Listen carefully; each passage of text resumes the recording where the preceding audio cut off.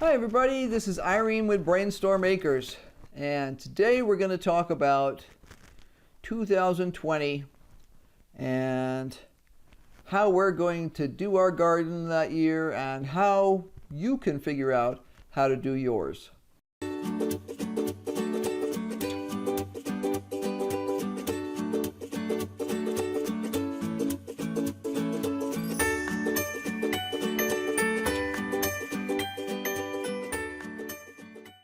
So let's get started. One of the hardest things when you first start gardening is knowing where to start. If you're an experienced gardener, you probably have your favorite varieties already, although that doesn't mean that necessarily you're not going to try a few new ones. When you're first getting started, it can be really daunting. It can be really hard to know what should you plant and when should you plant it? There's a whole bunch of companies out there trying to sell you software that'll do that for you. Personally, I really want to save every extra dime that I have to buy seeds and fertilizer and potting soil and pots and new tools for the garden, basically all the things I'll need for my gardening. I really don't want to spend, even $25 to go get some new software package. So what I found worked well for me was some of the seed companies provide planners for free as part of their online website. I discovered that Johnny's Seeds up in Maine has a ton of helpful information for free on their website. You don't have to sign up for anything. You don't have to be some special person with a farm of a certain size or any foolishness like that. They're willing to talk to you whether you've got a flower pot to stick your stuff in or whether you've got acreage. They have on their website a thing called Seed Planting Schedule Calculator. What you have to do is you have to figure out what your frost-free date is. And I think they may have a link on their site that takes you to a calculator that'll figure that out for you. If not, you can just Google that. There's a whole bunch of sites that will tell you what your first frost-free date is. Now, I would love to tell you that's a foolproof technique, but then my nose would get longer every time I said it, and it would be a lie. Here's the problem with frost-free dates. It's called statistics. Your frost-free date simply means that most years, like 80% of the years, that date will not have frost on or after it. That doesn't mean you can't have frost. It just means that you're pretty safe setting the stuff out at that date. Now, what you have to do every year is you have to look at what's the weather doing really. If everybody is saying, wow, the winter is just hanging on this year and spring is late, you probably should not be planting out until it seems a little bit safer. If there's other years where I could plant out weeks earlier. Our frost-free date where we live is May 15th. And have I ever seen, yes, I've seen snow after May 15th. So it didn't stick, but still, that means it was cold enough to snow. So what you have to look at is when it's likely to be safe to plant. But you can get that from a website. When you go to Johnny's Planner, you just plug that information in here. Then it will give you information about your crop. It gives you a huge list of crops. This front part here is all, I printed it out because I don't like to have to go to the website all the time. I'm a hands-on person when it comes to, when I'm sitting there with my papers spread out all over the table, I want to have the stuff here. I don't want to have to go to bring the computer in. This part here is actually flowers. And there's a huge variety of variation in the way flowers behave. But setting that aside, we're just talking veggies right this sec. So I want to grow vegetables. And this gives a list of several dozen vegetables. When you start doing some research, you'll find out that there is variation within... Gesundheit, Jack. I think the dog's been snuffling around too much. He's busy sneezing over there. There is variation within varieties in terms of sensitivity to frost and stuff. But these are general numbers to give you at least a working game plan. For instance, artichoke. Now, most people won't grow artichoke, so let's choose something less dramatic. Beets. Okay, beets. It says here, number of weeks to start seeds before setting out date for beets is 4 to 6 weeks. Now, you can direct seed beets too. It'll talk about that in here too. Okay, if I want to transplant my beets, that means I need to start them 4 to 6 weeks. And what I like about this particular planner is it actually gives me the dates. It says that if I want to start beets and I'm going to start them 4 to 6 weeks before the setting out date, it means that I should start them inside sometime between the 20th of March and the 3rd of April. And then it says save time to set out plants relative to frost-free date. I can set them out as much as 2 weeks before that frost-free date, which means I can set them out about the 1st of May. And it gives that date here too, which is really nice. It means I actually create a calendar. I make notes on it, like this thing here says uses May 20th as the last frost date, because I was being conservative. We were having a late spring. And this was for my flowers last year. But I went through my list of plants and I said, okay, I want to plant beets, and I want to plant cabbage, and I want to plant beans, and I want to plant these other things.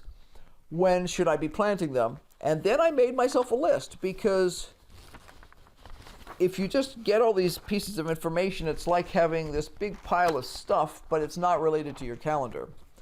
So here on my paper, it says, February 20th, I want to start my leeks. March 11th, I want to start my cabbage in pots. March 25th, I want to direct seed my beets. May 1st, I want to plant my melons. This was an initial one here. I got into some greater detail in some of these other ones here, and it's all listed by the date. So I know that in March, I'm going to do these things.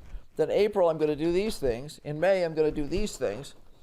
And, you know, the world doesn't end if you're a few days late. It just gives you something to work with in terms of wrapping your head around when you need to be planting. When do I have to have the seeds in my hand? When do I have to have the supplies here? And then, if possible, and life doesn't get in the way, when am I actually going to set the things out there?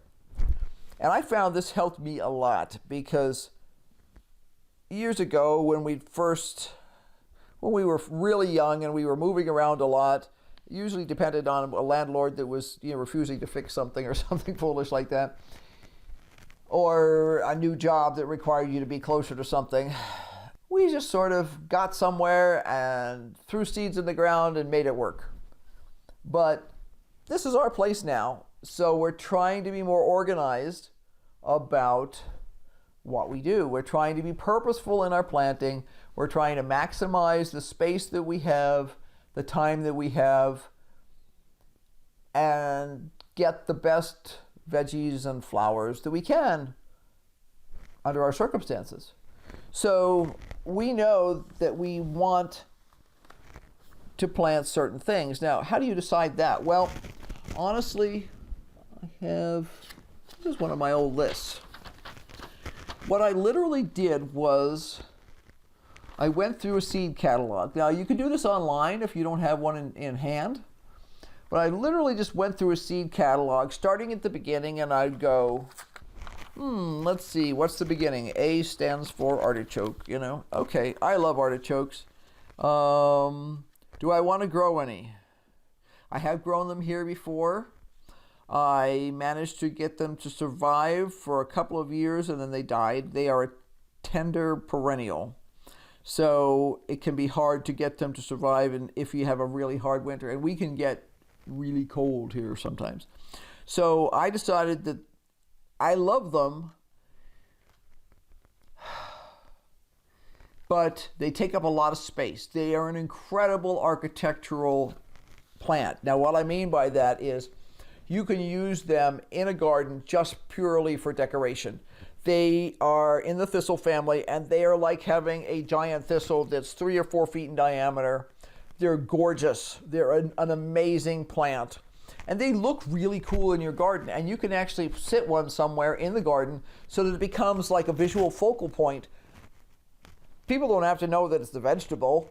There's a lot of vegetables that are very beautiful, but it looks the same. It gives a lot of the same impressions as some of the big yuccas and stuff do. So you could plant one of these there instead of a yucca plant and actually get to eat something off of it. I decided not to grow any this year because I just didn't need that complication. And I have plans in the future, perhaps, to have a spot that I can stash them and try and keep them warm enough in the winter to not die and things like that, but not this year. But I just literally went through here like that. Asparagus. Okay, we have a separate asparagus bed that we planted multiple years ago, so I don't have to think about that in terms of buying new stuff. All I have to do is keep it going by fertilizing and things like that. So what's the next thing here? Bush beans. Okay, what kind of beans do you like? Do you like beans? I mean, I know some people who hate beans. If you hate them, don't grow them. That's kind of a generalization. Let's face it, stuff that comes fresh out of the garden is usually way better than what you can buy in the average grocery store. But as a rule of thumb, if you or your family will not eat it, don't waste your time growing it, unless you're a market gardener, and then you grow what your market wants. You know, if you hate green beans, but your market says, I need green beans, by all means, grow green beans. I don't like beets. In a couple of pages down the road here, there'll be some beets. But you know what? My husband really enjoys beets. So I grow beets for him. I don't have a problem growing them. I don't have a problem canning them. I don't have a problem providing them fresh for him. Usually if I provide them fresh, he does something himself with them. He'll make a beet salad or something like that. I'm capable of making the same beet salads. It depends on who's busy in the kitchen at the time. Decide what you like to grow by what you like to eat, and then look to see whether you can grow where you live.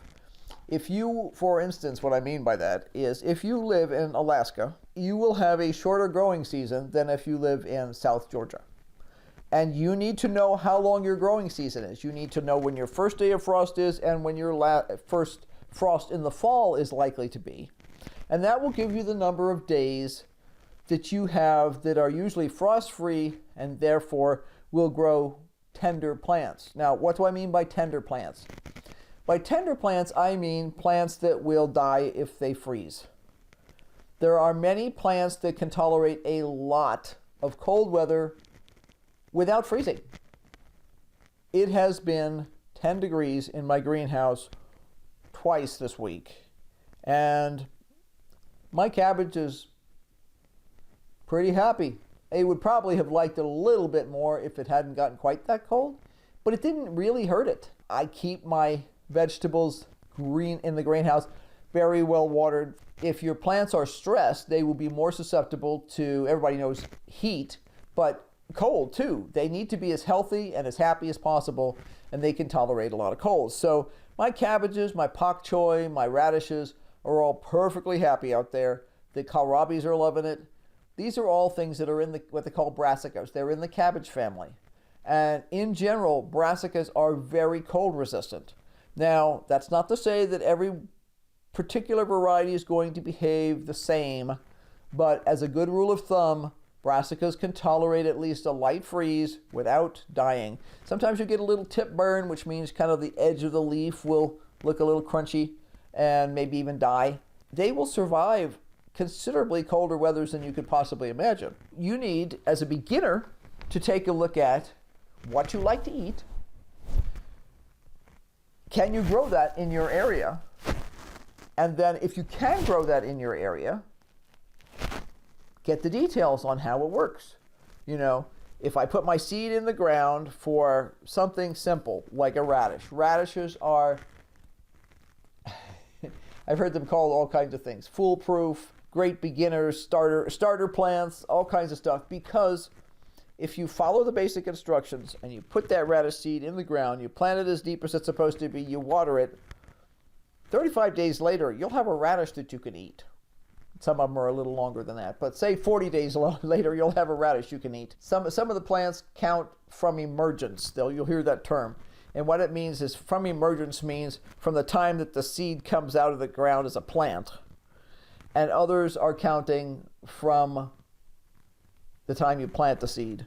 I know that if I plant a seed, say at this time of year in the greenhouse, it's cool to cold sometimes. So the stuff is going to germinate more slowly. It's going to grow more slowly than usual. So it'll probably take me 40, 45 days to get a decent sized radish to eat. It's still pretty good. You can't throw a seed at the ground and have it pop up and instantly become something you can eat. But radishes are probably the closest thing to that.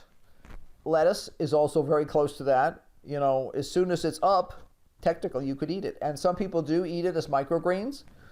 We're not currently doing microgreens, but we are doing what they call cut and come again. And what that means is I grow lettuce that I can pick off the larger leaves on and leave a core of baby leaves. A week later, it's grown more leaves and I can pick those again. So I am picking the same lettuce now that I was picking 4 months ago. Obviously not the same lettuce, I ate that lettuce, but they're from the same plants. Eventually they will bolt. Now what bolt means is the plant is going to go to seed. And when lettuce and a lot of other plants go to seed, the stem elongates, the different distance between the leaves on the stem gets longer, and the leaves get bitter. And that's the plant's message to stop eating it. In a garden where you're not going to try and collect seed from, that's the plant's message that it's done, and you need to take it out and replace it with something that you can eat. Some basic terminology you need to pick up. It's not hard. A little confusing sometimes when people just rattle on and don't explain what the words mean. Make your list of veggies you like to eat. What do you buy at the grocery store all the time? Is this a vegetable you only buy once every 6 months?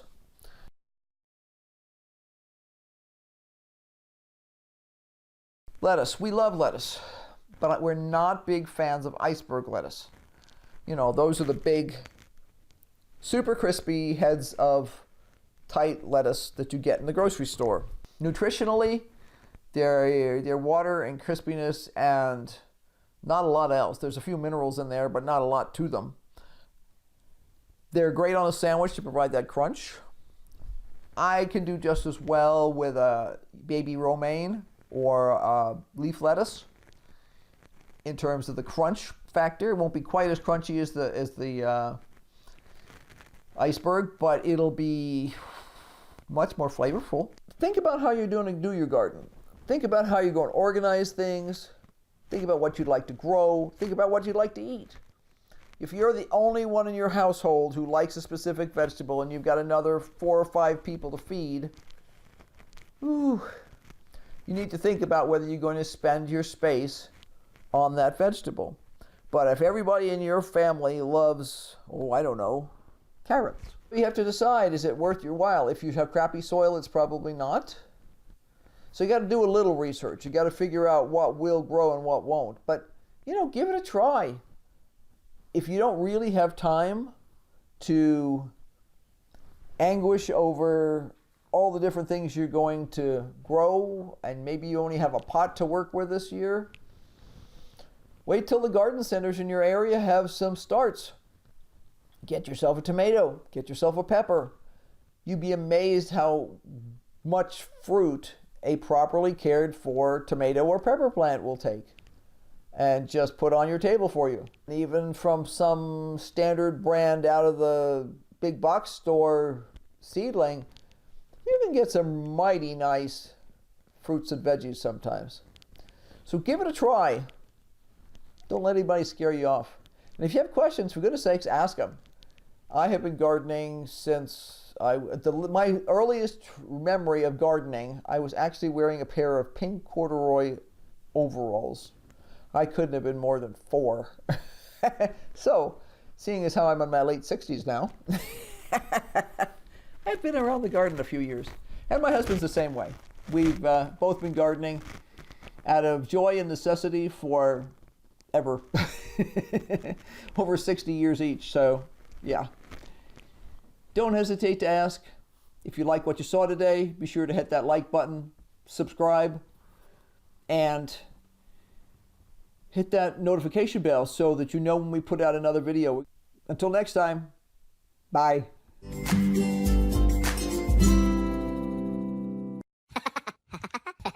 Let me try that again.